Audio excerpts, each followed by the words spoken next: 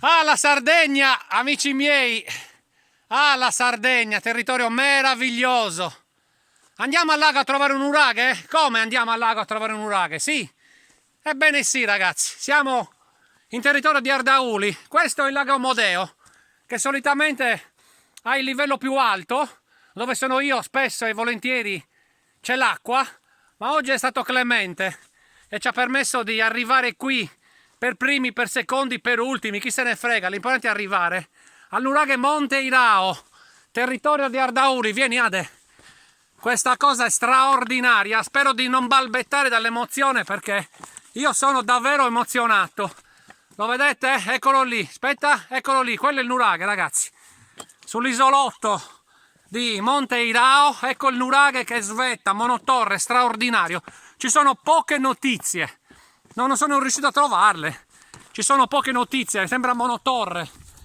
Vi ripeto, io qua sto camminando, ma solitamente, vieni Ade, vieni amore mio, solitamente qui c'è l'acqua, ecco perché in pochi lo conoscono questo nuraghe straordinario. Attenzione a non cadere.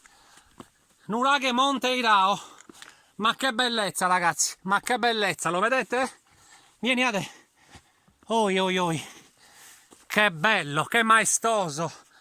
Qui c'è il precipizio, perché l'isolotto è alto ragazzi, guardate un po', l'isolotto è alto. Eccoci qua. Quanto saremo? 12 metri? 15? Noi siamo sopra, il nuraghe è questo, nuraghe Monte Irao, che emozione.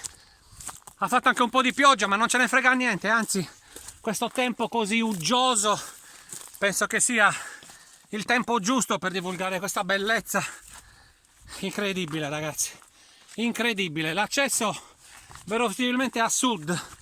Ho trovato una nicchietta, adesso entriamo lì, ve la faccio vedere e stoppiamo con le riprese perché probabilmente sta per piovere molto molto forte. Non ce ne frega niente, noi abbiamo il sole dentro.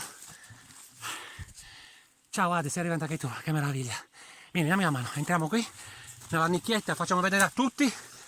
Eccolo qua, siamo sopra il nuraghe Irao. Eccoci qua ragazzi, abbiamo avuto il privilegio di mettere i piedi. La nicchietta che vi stavo dicendo, la nicchietta, la nicchia.